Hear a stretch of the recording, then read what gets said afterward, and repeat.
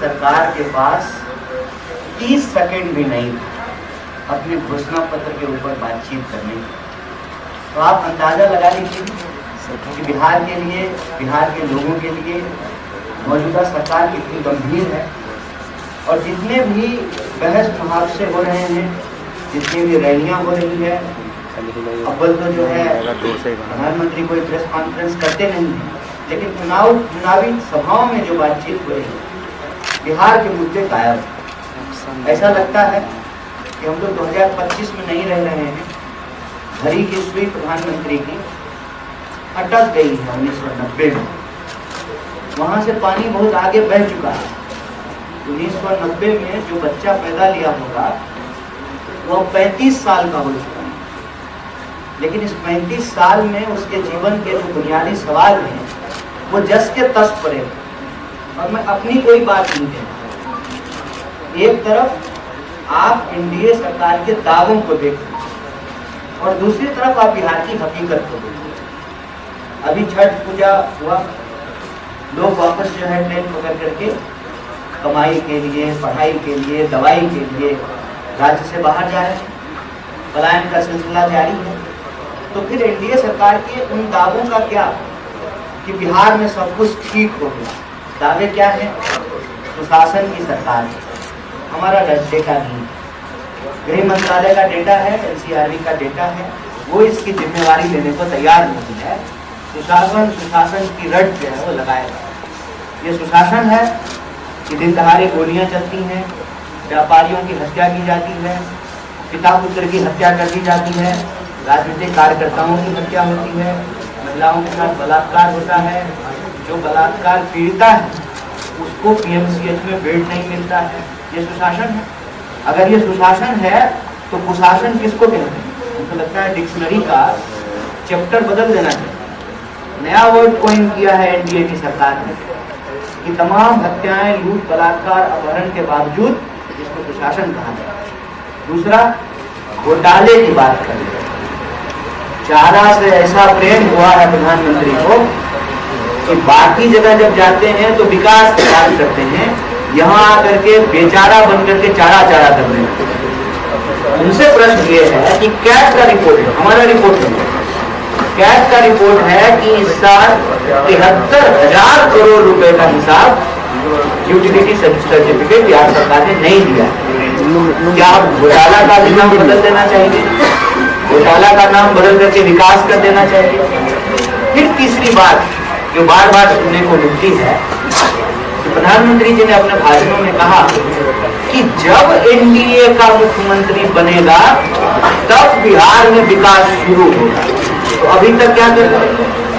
20 साल से एनडीए की सरकार है। क्या नीतीश कुमार जी को वो एनडीए का मुख्यमंत्री मानते हैं कि नहीं मानते हैं?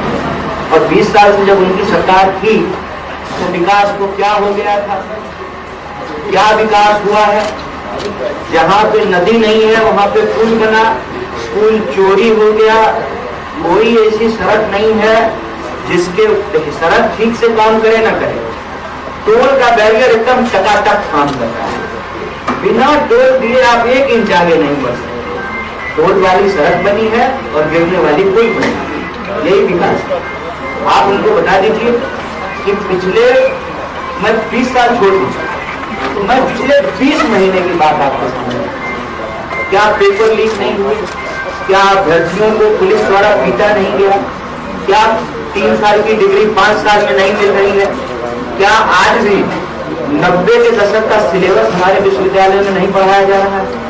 क्या आज भी कोई ऐसा डिपार्टमेंट है, कोई ऐसा डिपार्टमेंट जहां बिना घूस का काम हो जाता हो?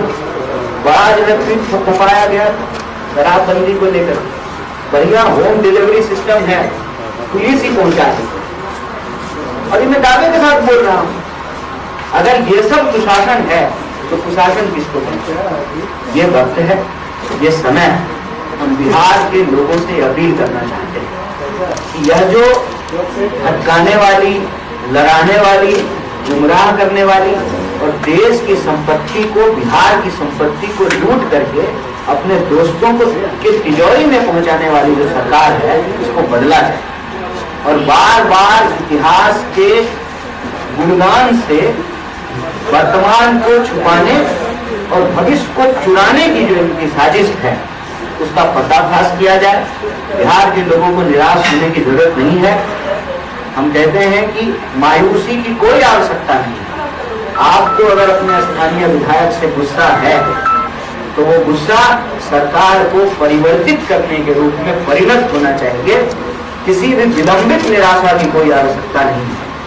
लोकतंत्र में हर 5 साल में चुनाव इसीलिए होते हैं कि अगर आप सरकार से खुश तब तो कहने की कोई आवश्यकता नहीं, और अगर आप खुश नहीं हैं, आपको दिक्कत है पलायन से, आप परेशान हैं बेरोजगारी से, आप परेशान हैं महंगाई से, आप परेशान हैं लॉ एंड ऑर्डर के प्रॉब्लम से, आपको चिंता होती है अपनी और अपने परिवार की सुरक्षा की, तो आप सरकार को बदलिए।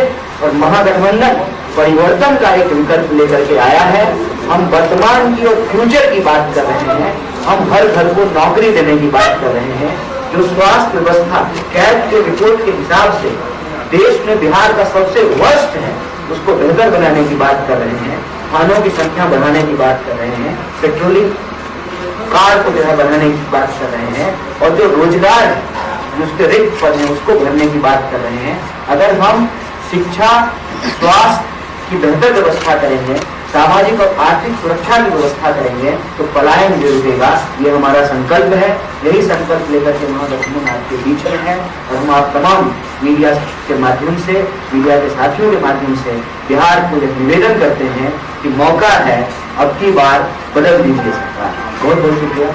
बिहार को बचाना है और बिहार का चुनाव के माध्यम से बिहार की संपत्ति जो एक गुजराती के पास पहुंचाने का कार्यक्रम है, इसको अगर रोकना चाहते हैं, बिहार का चुनाव अगर गुजरात जाने से अगर रोकना चाहते हैं तो आपके सामने महागठबंधन का विकल्प है और महागठबंधन को आप वोट दीजिए।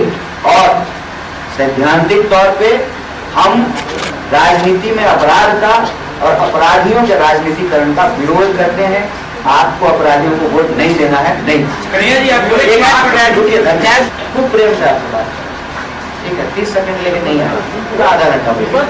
दूसरा, कैट के रिपोर्ट की यूटिलिटी सर्टिफिकेट और कैट को यूटिलिटी सर्टिफिकेट देने का काम मौजूदा सरकार है। जो आप व्हाट अबाउट दिस कर रहे हैं ना, इसका जवाब तो आप सरकार से पूछिए कि क्या हुआ है क्या नहीं हुआ। हम तो सरकार से सवाल उठा रहे हैं कि भाई हजारों करोड़ का हिसाब आप क्यों नहीं दे रहे। और जो मौजूदा सरकार होगी, जो वित्त मंत्री होंगे, जो अभी के शासन प्रशासन को चला रहे हैं, वो यूटिलिटी सर्टिफिकेट देंगे ना, हम थोड़ी यूटिलिटी सर्टिफिकेट। अब पूछिए, आपने कहा कि जब महागठबंधन की सरकार बनी, प्रधानमंत्री के लिए 8,200 करोड़ का जो है ना पूर्ण खटोला खरीदा गया है। वो कौन चाचा जी का पैसा है? कौन जमीन बेच करके प्रधानमंत्री का हवाई जहाज खरीदा गया है? वहीं से आएगा जहाँ से विधायक लोग को पेमेंट मिलता है, वहीं से आएगा और जहाँ से उनके लिए कोठियां बनाई गई है, वहीं से आएगा जहाँ से उनको, फिर वो मर गए तो उनकी पत्नी को पेंशन दिया जाता है। क्या कर रहे हैं? प्रायोरिटी समझ में नहीं आ रहा है। नेता को पैसा, पेंशन देने के लिए पैसा है, और मास्टर साहब को पेंशन देने के लिए, सिपाही को पेंशन देने के लिए पैसा नहीं है। कलाकारी कर रहे हैं। रोड बनाने के लिए कहते हैं कि रोड बनाएंगे, टेंडर निकालते हैं, बड़ी बड़ी कंपनियां हजारों करोड़ का रोड बनाती है और फिर टोल लेकर के हमसे माल वसूलते हैं। और अपना घर बनाने के लिए, अपना कोठी बनाने के लिए, अपना फ्लैट बनाने के लिए पैसा है। नेता को पेमेंट कहाँ से आ रहा है? कहाँ से हवाई जहाज खरीदा गया 8,000 करोड़ का? वहीं से पैसा आएगा। जहाँ चाह वहाँ राह, अमृत को नहीं दोस्त को साईं। सत्ता मिल गया तो कुछ भी बोल रहे हैं।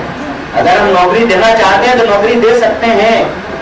चाहिए गृह मंत्री को अपने बेटा को बीसीसीआई का सेक्रेटरी बना दिए है ना। वो कहाँ से जो है, कौन सा क्रिकेट का ट्रेनिंग लेकर के आया था? कैसे बना दिए? बैट्समैन था, गेंदबाज था, क्रिकेट एकेडमी में पढ़ा था, क्रिकेट एकेडमी का ट्विटर है। ये सब फालतू जो है भटकाने वाली बात है। हम नौकरी देंगे, हम कह रहे हैं। बिहार की जनता हमको मैंडेट है, हम नौकरी देंगे, और नहीं देंगे तो कोई लाइफ टाइम रिचार्ज है क्या कुर्सी? 5 साल में बदल दीजिएगा। हम तो यही कह रहे हैं कि 5-5 साल में सरकार को बदलने की व्यवस्था क्यों है? अगर हम अपने वादे को नहीं निभाएंगे तो बदल दीजिएगा। 20 साल से इन्होंने अपना कोई वादा नहीं निभाया है, उसका तो जवाब है नहीं इनके पास। आ गया लोगों के खाते में 15 लाख रुपया। ये कहाँ से देते? 2 करोड़ नौकरी हर साल दे दिए। बताएंगे कि बजट कहाँ से आ रहा है? साजिश के तहत किसी की हत्या होना बहुत दुखद है, दुर्भाग्यपूर्ण है। और ये जो तमाम दावे हैं सरकार के, कि नहीं सब ठीक हो गया है। जैसे योगी जी दावा करते हैं ना कि सारा अपराधी जो है राज्य छोड़ दिया है, फिर जो ही वो कहते हैं और 2-4 घंटे के बाद कहीं कहीं जो है किसी न किसी की हत्या हो जाती है। वैसे ही जो सुशासन के तमाम दावे हैं उसको ये पोल खोलता है और सरेआम जो है, और एक जगह नहीं, आप कल परसों में ये देख लीजिए कि बिहार में किन जगहों पे कितनी हत्याएं हुई। तो तमाम कोशिशों के बावजूद सुशासन का जो पर्दा है वो फट गया है और राज्य के शासन प्रशासन की जो विफलता है वो साफ साफ दिख रही है। बताओ राजनीतिक पार्टी, बताओ राजनीतिक कार्यकर्ता और बताओ नागरिक, ये हमारे लिए बहुत शर्मनाक है। तो हम लोग बार बार खड़ा कर रहे हैं, ज्ञानेश गुप्ता जी को बार बार याद दिला रहे हैं कि सर आप भाजपा के किसी प्रकोष्ठ के अध्यक्ष नहीं हैं, आप देश की सर्वोच्च संस्था चुनाव आयोग के जो है मुख्य चुनाव आयुक्त हैं। आपका किसी पार्टी से कोई लेना देना नहीं है, आपका सिर्फ और सिर्फ संविधान से लेना देना है। वो तो प्रश्न है ही, अगर आदर्श आचार संहिता है, इतनी गाड़ियां लेकर के लोग कैसे चल रहे हैं? और आप हर जगह देखिए कि किस तरह से मॉडल कोड ऑफ कंडक्ट का वायलेशन हो रहा है, और मॉडल कोड ऑफ कंडक्ट का वायलेशन हो रहा है तो कितने लोगों पे कार्रवाइयां हो रही है, कितने लोगों को पकड़ करके जो है जेलों में डाला जा रहा है। बिल्कुल इसको प्रश्न लड़ रहे हैं, जिनको मौका मिला है उनका काम है उम्मीदवार के रूप में अपनी भूमिका निभाना। और जैसे राजनीति चुनाव नहीं लड़ रहे हैं, हम चुनाव नहीं लड़ रहे हैं, ऐसे बहुत सारे लोग चुनाव नहीं लड़ रहे हैं, तो इनको पार्टी ने जिम्मेवारी थी कि उसका निर्वहन करना। राजनीति एक कलेक्टिव वर्क, एक टीम वर्क, तो उसमें हर कोई जो है चुनाव भी लड़ेगा, यह संभव है। जो चुनाव लड़ रहे हैं तो उनके माध्यम से हम भी चुनाव लड़, ऐसा नहीं है हम नहीं। सत्ता पक्ष को विपक्ष कर दीजिएगा तो सब पलट जाएगा। वो सत्ता पक्ष, विपक्ष हम, सवाल पूछने का काम हमारा है। मजेदार ये है कि आजकल वो भी सवाल ही पूछ रहे हैं क्योंकि उनके पास हमारे सवालों का जवाब है। 11 साल से प्रधानमंत्री सवाल पूछ रहे हैं और हमसे तो पूछते हैं, पूछते पूछते नेहरू जी से पूछने लगे। उसी तरह से जो है यहाँ पर उनका काम है जवाब देना, जवाब देने के बजाय सवाल पूछते हैं, पूछते पूछते लालू जी के पास चले जाए, जबकि मुख्यमंत्री 20 साल से नीतीश कुमार है। तो ये एक साजिश है और अपमान छठ मैया का कैसे हुआ हम समझ नहीं पाए। इस आरोप का क्या आधार है, मतलब कैसे हमने अपमान किया या किसी ने भी कैसे अपमानित किया, मुझे समझ में नहीं आया। बार बार लोगों से पूछते हैं कि प्रधानमंत्री ने कहा अपमान हुआ है, तो बोले कैसे अपमान, तो बताए। तो इतना ही तो पूछा ना आपसे कि प्रधानमंत्री जी यमुना में नहीं डुबकी लगाएंगे क्योंकि प्रधानमंत्री जी के लिए पाइप से स्पेशल पानी जो है उनके लिए बगल में स्विमिंग पूल बनाया गया था ताकि प्रधानमंत्री उसमें नहाएं और उनको कोई स्किन का प्रॉब्लम नहीं। इतना खर्चा होता है बोटॉक्स कराने में, और यमुना के पानी में नहा लेने गवा जाएगा। हालांकि अपनी बात को खुद ही काटती, वो तो अवतार ईश्वर के, तो वो तो कहीं डुबकी लगा दे नहीं, वो डुबकी लगा देते तो हो सकता है यमुना भी स्वच्छ हो जाता ईश्वर के शरीर से। तो क्या कहते हैं, क्या बोलते हैं, इतना सीरियसली लेने का जरूरत नहीं है। बोलने का भी सीरियसली नहीं लगा, जिस दिन लग जाएगा हो सकता है कि लोगों का हिसाब एक सवाल। आप भी बहुत पढ़े लिखे हैं, कांग्रेस की बहुत बड़े उम्मीदवार पढ़े लिखे, तो क्या आप लोगों ने ये नहीं सोचा कि कन्हैया कुमार को एक पढ़े लिखे उर्दू उम्मीदवार बना के उनको मुख्यमंत्री का चेहरा बना दिया जाए? सुनिए ना, आप इतना चिंता नेता का मत कीजिए। नेता लोग से पढ़े लिखे रहेंगे तब तो जनता आप जनता का चिंता कीजिए। पढ़े लिखे रहेंगे, जनता का एजुकेशन का हालत क्या है उसकी चिंता कीजिए। आजादी से पहले की बनी हुई यूनिवर्सिटी है पटना यूनिवर्सिटी, उसका हॉस्टल माथा पे गिरता है। और आप अगर किसी सभ्य परिवार से हैं तो आपके माता पिताजी कहेंगे कि आप वहाँ मत रहना, हॉस्टल मिल भी जाए तब भी वहाँ रहने के लिए मत जाना। चलिएगा मेरे साथ Saidpur, Ranighat, window hostel, Cavendish, चलिए हमारे साथ। ये पटना यूनिवर्सिटी की हालत है।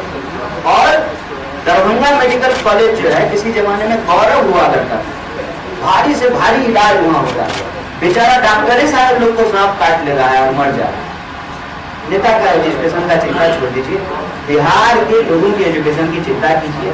नेता का क्या है, एजुकेशन नहीं भी होगा तो क्या फर्क पड़ता है, जनता वोट देगी, चुने जाएंगे। क्योंकि क्वालिफिकेशन डिग्री देख करके तो नहीं होता है ना। ऐसा होता तो प्रधानमंत्री भी प्रधानमंत्री नहीं होते, उनको भी नकली डिग्री बनाने का जरूरत नहीं पड़ता। इंटायर पॉलिटिकल साइंस का नाम आज तक सुने थे, वो सिर्फ कि एक ही विद्यार्थी इस देश में हुआ, माननीय प्रधानमंत्री, इकलौता विद्यार्थी जो इंटायर पॉलिटिकल साइंस पढ़े हैं, पहला और आखिरी, ना उनके बाद कोई ना उनके पहले। क्या है इन बहसों का? और एक बात बताइए, शासन प्रशासन चलाने के लिए अनुभव जरूरी होता है ना, कि कागज का डिग्री ज्यादा जरूरी है? अगर कागज का डिग्री मैंडेटरी है तो बना दीजिए एक कानून कि जिसके पास कम से कम पीएचडी होगा वही चुनाव लड़ेगा। तो जिस दिन ये नियम बन जाएगा उस दिन आप नेताओं की चिंता मत कीजिए, उस दिन उसका डिग्री भी बन जाएगा। बन गया ना तुम्हारा चौधरी का डिग्री।